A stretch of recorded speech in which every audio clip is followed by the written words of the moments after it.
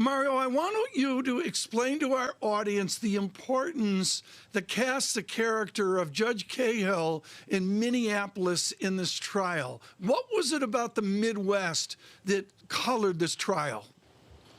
No, what we saw front and center, at least for the last 4 or 5 years, is that the Midwest has been, just front and center in American politics, whether it was the previous administration, whether what we saw in the election of Joe Biden as well. And that's encapsulated in many ways in what we saw in the George Floyd trial, right? In the heart of the Midwest, in Minneapolis.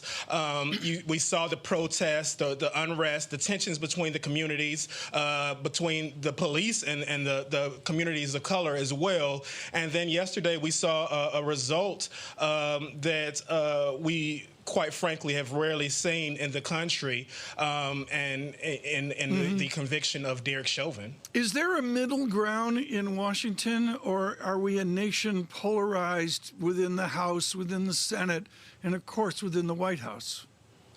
We are polarized, but there's a caveat to that, Tom. I mean, you saw that yesterday Tim Scott, who is the only black Republican senator from South Carolina, he issued a pretty strong statement in support of the outcome of the trial. You saw Amy Klobuchar from Minnesota as well issue that. So we see some glimpses of bipartisanship. There is the typical Washington gridlock. That's not to be mistaken. But there are signs of some type of bipartisanship. There are some glimmers that Washington can come together and get something done.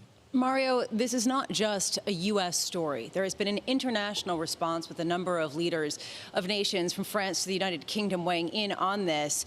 What is your view in the importance internationally, both for the United States and more broadly for race relations? Well, what we saw over the past year is something that we haven't seen probably since the 1960s. We saw widespread protests. We saw that videotape of George Floyd's death galvanized activists the world over. We saw the Black Lives Matter movement spread from the U.S. to Europe, as you mentioned.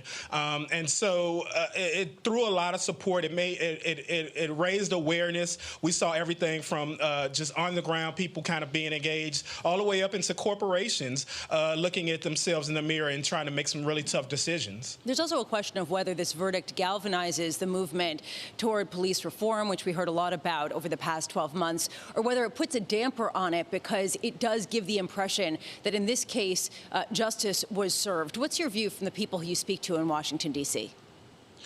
Well, as I mentioned, there is gridlock. There's no doubt about it. There's Joe Biden President Biden used yesterday a significant amount of his remarks to talk about or throw support behind the George Floyd and Policing Act. That passed the House some time ago. It's been languishing in the Senate.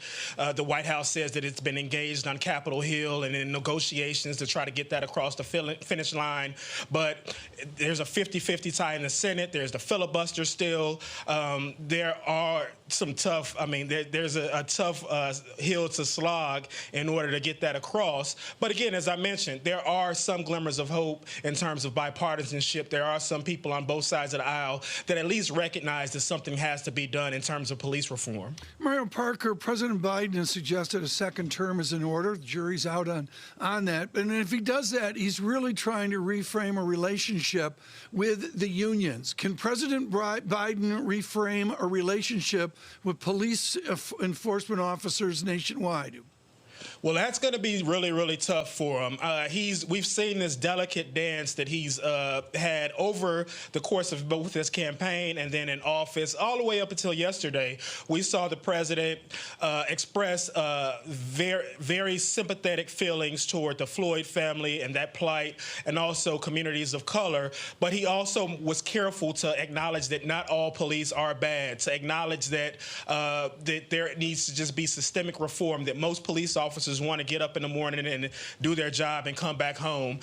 So he's trying not to inflame tensions there. There are some Republicans who have said that he's too soft on crime, that he's anti-law enforcement. We saw that thing pop up during the campaign.